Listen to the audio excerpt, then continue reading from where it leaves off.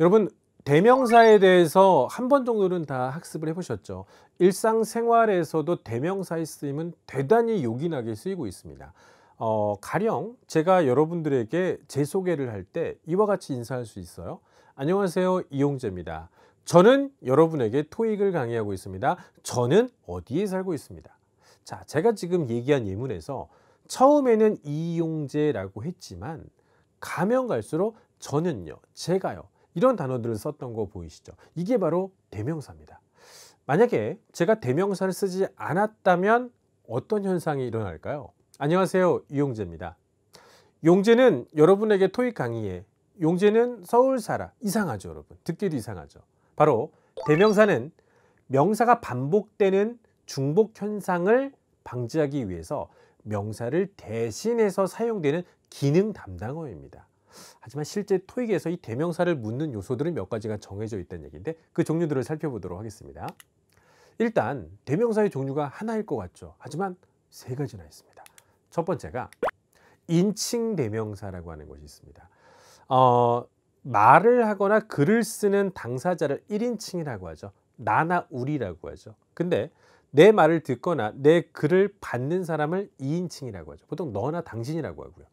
1인칭과 2인칭을 제외한 나머지 모든 대상은 3인칭이라고 합니다. 즉, 화자를 중심으로 인칭을 나눠서 사용되는 대명사들을 인칭 대명사라고 불러요. 문법책에 보면 I, my, me, mine, you, your, you, yours 이런 식으로 보셨던 이 대명사의 구성표를 보셨다면 그게 바로 인칭 대명사들의 종류인데요. 실제 시험에서 인칭 대명사는 주격, 목적격, 소유격 등의 격을 구별하는 문제와 셀프를 붙일 것인지 말 것인지를 따지는 제기대명사 문제에 국한해서 출제가 되고 있습니다. 두 번째, 부정대명사. 대명사는 굉장히 확실한 명사예요. 누군가를 대신 받아서 사용되고 있기 때문에. 그런데 대명사 중에 일부는요, 그건 정해진 느낌이 조금 작고 불분명할 때가 있습니다. 그래서 정확하게 정해지지 않은 대명사들을 부정, 안일, 부, 정할, 정자를 써서 부정대명사라고 부르고 있습니다. 우리가 잘 알고 있는 단어들 중에 뭐 something, anything, somebody, 누군가, 무언가 정확하게 정해진 느낌이 아니 드는 거 맞죠? 그 다음에 another, 다른 거 하나 갖고 와, 또 다른 하나가 another거든요. 서로 잘해봐, 서로 누구지?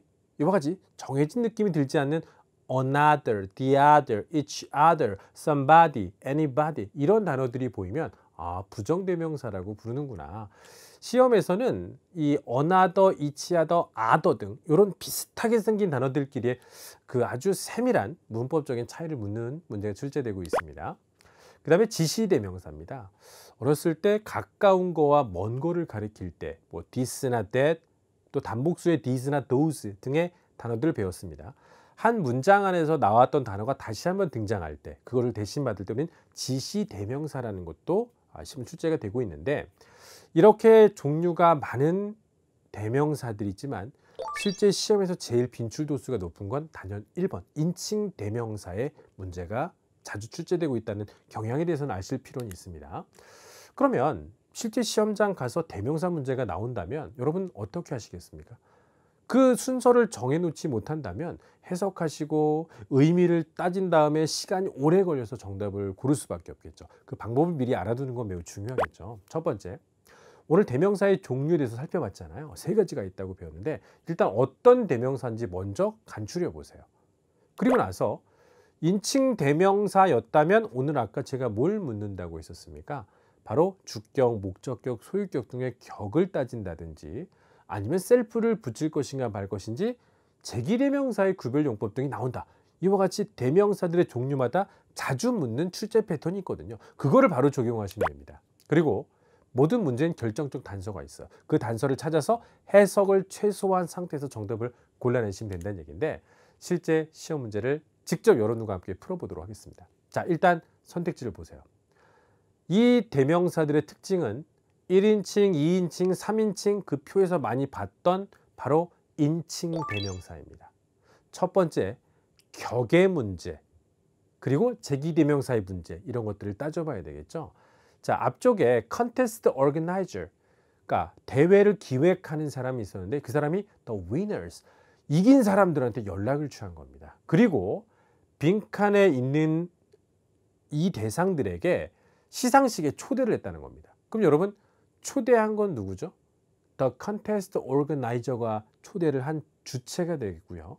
누구를 초대했냐라고 할 때 이 동사 뒤쪽에 목적어 자리에 들어갈 단어는 winners를 받은 거겠죠. 복수인 거 맞습니까? 그러면 일단 정답은 C번 중에 하나예요.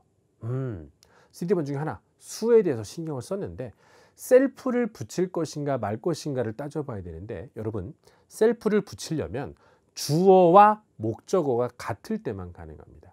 지금 invite의 주어는 organizer예요. invite의 목적어는 the winners입니다. 서로 다르다는 거 보이세요? 주어와 목적어가 다르면 셀프를 붙일 수는 없습니다.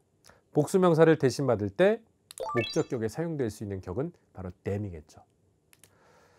인칭대명사와 지시대명사와 부정대명사 세 가지 종류를 갖고 있다. 대명사의 종류만 미리 안다면 그 출제 경향을 파악하는 것은 어렵지 않다.